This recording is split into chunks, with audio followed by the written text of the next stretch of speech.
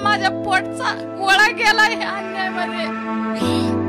आम्हाला संभाजीनगर मधून कोर्टातून आम्हाला न्याय भेटल म्हणून आम्हाला आशा होती आणि तिथून न्याय देवताना पण आम्हाला न्याय दिले होते। 7 दिवसाच्या आत ह्यांना गुन्हेगाराला शिक्षा द्या, गुन्हेगाराला अटक करा म्हणून त्यांनी दिलेले होते आदेश, परंतु त्या कोर्टाचा आदेशचं पालन करत नाहीत। हे कुणी पाठीशी घालते ते गुन्हेगाराला आणि कुणी पाठीशी घालते त्यांचं पण चौकशी करावा।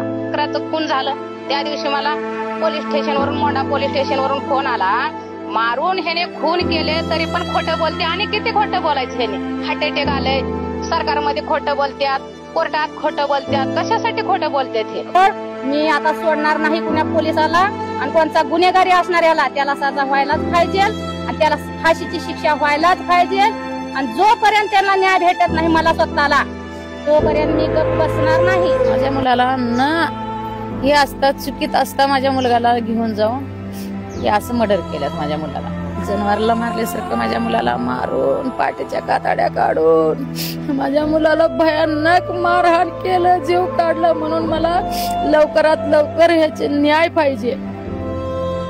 10 ते 15 तारखेपासून जे पोलीस अधिकारी पोलीस प्रशासन माझ्या मुलाला मारहाण केले, माझ्या मुलाला मारहाण करून माझ्या मुलाचा ते पोलीस लोकांनी खून केले, म्हणून माझी मागणी आहे लवकरात लवकर ह्या माझ्या मुलाला मारणाऱ्याला शिक्षा व्हावा, सजा द्यावा, लवकरात लवकर सरकारने मला न्याय मिळवून द्यावा आणि त्यांना कठोर शिक्षा देऊन त्यांना फाशीची सजा द्यावा।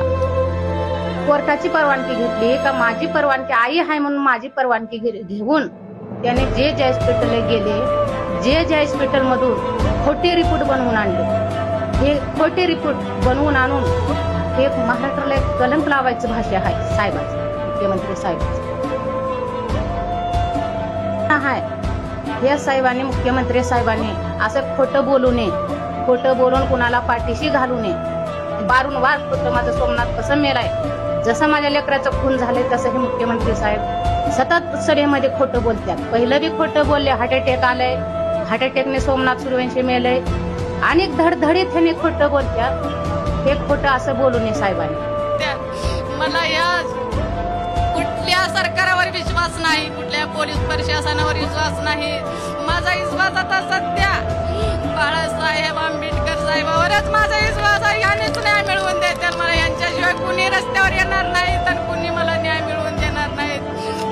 माझा सरकारवर विश्वास नाही, माझा जर सरकारवर विश्वास होता तर माझा मुलाच गेला नसता।